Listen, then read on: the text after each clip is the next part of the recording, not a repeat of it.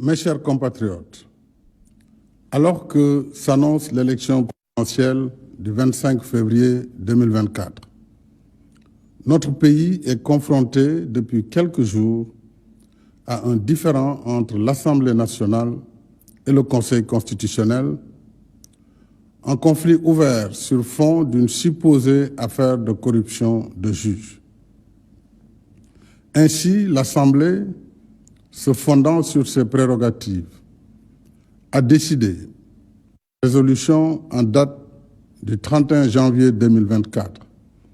de mettre en place une commission d'enquête parlementaire pour éclairer sur le processus de vérification des candidatures et sur tout autre fait se rapportant à l'élection. Dans son communiqué du 29 janvier 2024, signé par tous ses membres, le Conseil constitutionnel a réfuté les allégations portées contre lui tout en prenant la mesure de la gravité des accusations et en tenant à ce que toute la lumière soit faite dans le respect des procédures constitutionnelles et légales régissant les relations entre les institutions, notamment la séparation des pouvoirs et le statut de ses membres. À cette situation suffisamment grave et confuse est venue s'ajouter la polémique sur une candidature ou une candidate dont la binationalité a été découverte après la publication de la liste définitive des candidats par le Conseil constitutionnel, ce qui constitue une violation de l'article 28 de la Constitution, qui dispose que tout candidat à la présidence de la République doit être exclusivement de nationalité sénégalaise. Ces conditions troubles pourraient gravement nuire à la crédibilité du scrutin, en installant les germes d'un contentieux pré- et post-électoral.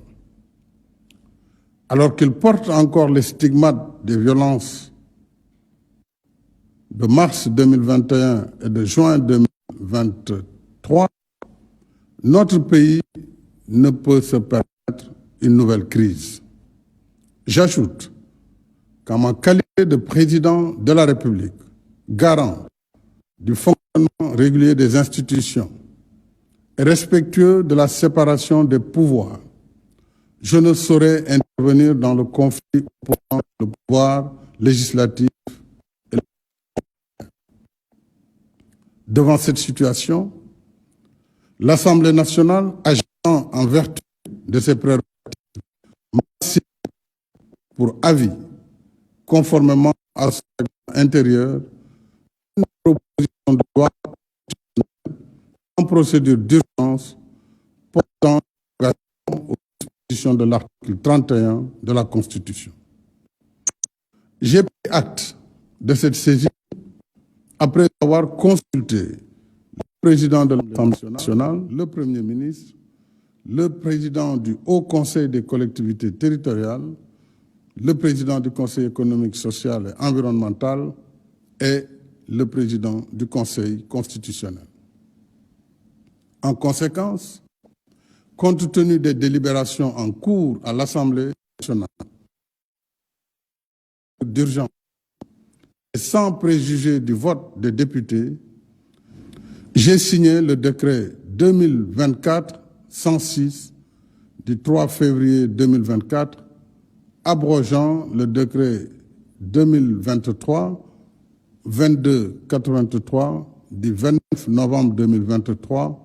portant convocation du corps électoral. Pour ma part, mon engagement solennel à ne pas me présenter à l'élection présidentielle reste inchangé. Enfin, j'engagerai un dialogue national ouvert afin de réunir les conditions d'une élection libre, transparente et inclusive dans un Sénégal apaisé et réconcilié.